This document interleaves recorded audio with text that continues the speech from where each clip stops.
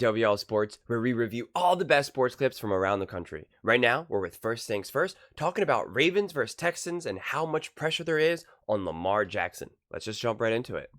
That's actually true. Oh my goodness. The Texans haven't played in a week. Right. 1-3 in his postseason career, but they've been practicing hard. Also feels pressure to win right now. Lamar telling The Athletic, I've got to get a championship now. It's one of the reasons I'm stressing that I need to win it. Not getting any younger. It's best to win it now. Coach Mangini is here. Nick, how much pressure is on Lamar to win this? Listen, I don't know if Lamar feels it. Lamar seems like very confident, and I don't think he is thinking about this. But the reality is it's massive. Yep. And this is the only but with Lamar. He is, and Coach is going to have a visceral negative reaction to what I'm about to say, but I need you to hear it. He is 2 wins away from being more decorated as an NFL player than Dan Marino. 1 Super Bowl appearance, 2 MVPs versus 1 Super Bowl appearance, 1 MVP. Like, he is 2 wins away from there being no buts about him whatsoever. He's 1 win away from erasing a lot of it.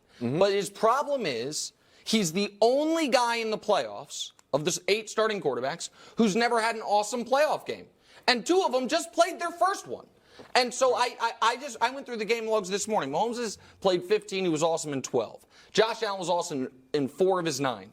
Baker was awesome in 2 of his 3. Goff was awesome in only 1 of his 7. Purdy 1 of his 2, really. We're not going to count the other one. And CJ and Jordan, they're 1 games. Yep. And if you look at, it's not just the record, but it is the passer rating is stark compared to everyone else except for Goff, and it's still even stark compared to Goff. So it's the only but, Coach, and so he needs a great performance. Well, everything you said is right. The pressure's on. We all think he's going to win the MVP.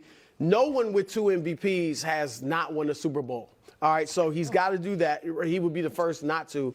And here's the thing, and you said it, you don't think Lamar feels the pressure as if he's oblivious to what's going on right now. He's oblivious. But no, my point is, I don't think he really feels pressure. I mean, all human beings to a certain degree, but I think he's got a demeanor and a personality where this stuff doesn't really affect him.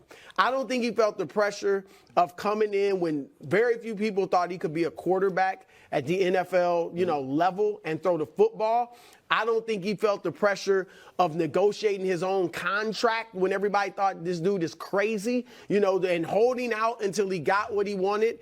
And now he comes out and has an MVP year off of that contract year. So I don't really think he feels that pressure, and I think he's going to come out and play well. But, yeah, you're right. I mean, there's no question about it. If he doesn't win this game, then he's going to get ripped in the media, and understandably so, because it's really all about the postseason. See, I think it's totally different. He said it in the quote that we just saw. That's why I'm stressing. I think that's him. Yeah, I think he's self-motivated. Self-motivating or stressing and talking about winning it right now. And I was really impressed by the fact that he got the new contract, played as well as he did. Usually that doesn't happen. Has a new offense coordinator, plays as well as he did. That normally doesn't happen. Now he's healthy. Now he's well-rested. Now they've been as successful as they've been, but he's been really poor in the playoffs, like Nick talked about. But let me show you some other stats in the playoffs, and this is related to pressure. These are the most pressure-filled games. His TD percentage is over or under half. Yeah. His interception percentage higher. His completion percentage way down. Sack percentage, he gets sacked significant 5% more.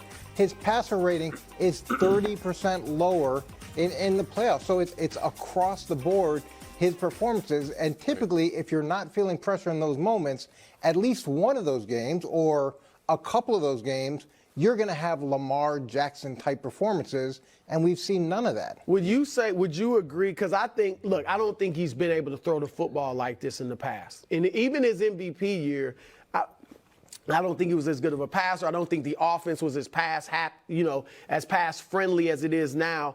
And obviously teams get more time to prepare for you, or, they zero in on you in the playoffs. So I think it's more that than choking or, melting under the pressure of the moment. We'll see, because the fact that he's Well, I think that's a perfect segue into what I want to start to talk about, because I think it's unfair first off, you're comparing such a small sample size in the playoffs to such a big sample size in the regular season. So, of course, those stats can be skewed. If you just look at Baker Mayfield stats, you would say this dude's an elite quarterback because he played like 1.5 good games in the playoffs. One of those games was against a shot Philadelphia Eagles team. So now you would think like, dude, he's amazing. He's up there with Patrick Mahomes. And we know he's not that. So that's just kind of absurd, quite honestly.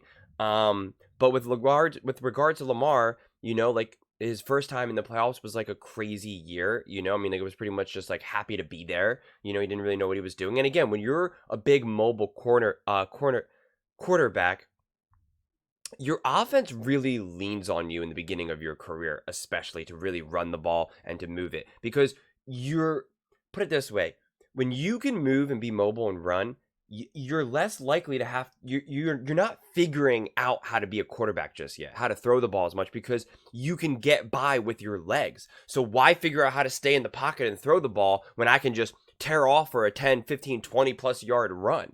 And so that kind of delays you a little bit. So I think Lamar's had some delayed growth in that regard. And we know that because he's obviously a better passer now and all that where if he didn't have his legs to fall back on, he would have been forced probably to address these things earlier in his career.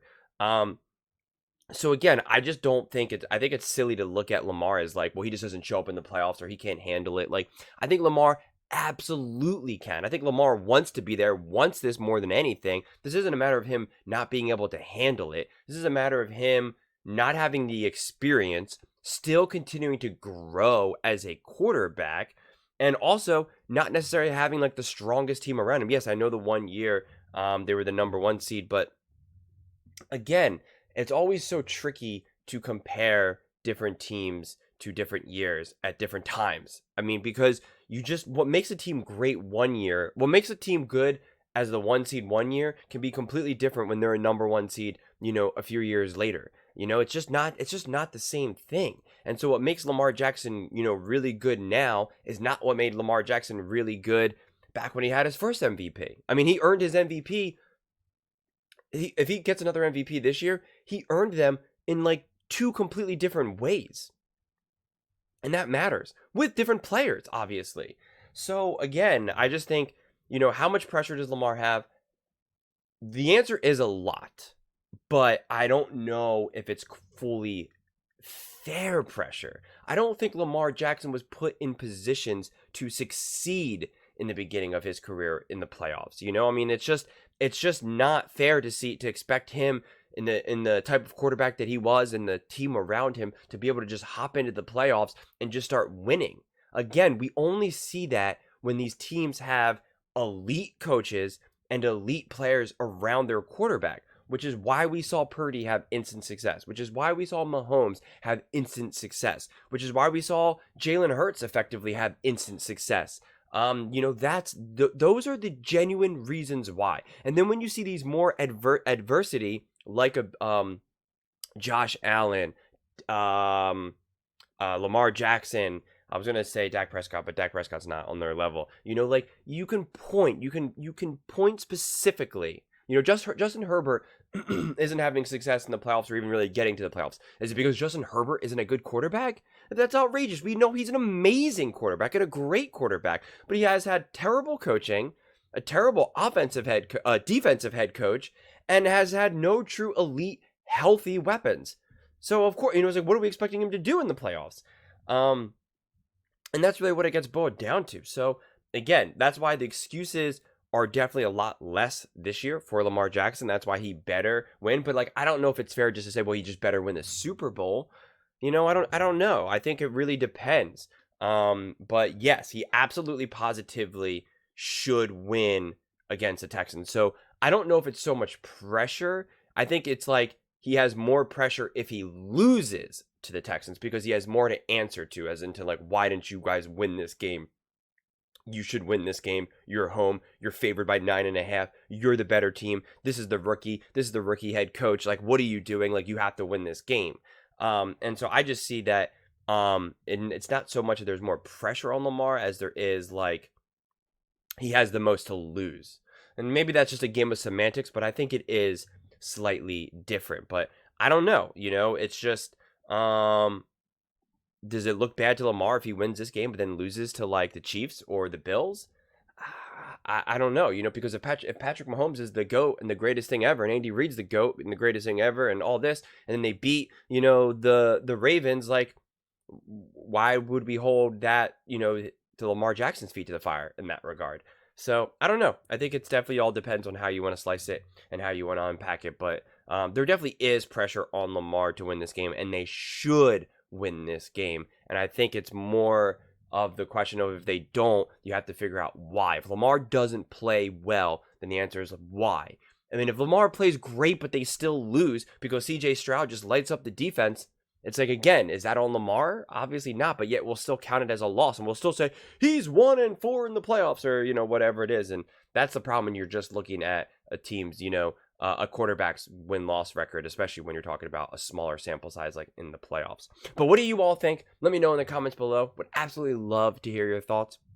I read every single comment, so please let me know. And also, please don't forget to subscribe. We are building an amazing community here, and I would absolutely love to see you part of it. I want to build something that we all genuinely feel connected to, and I think we are well on our way to doing it. Thanks so much, and see you next time.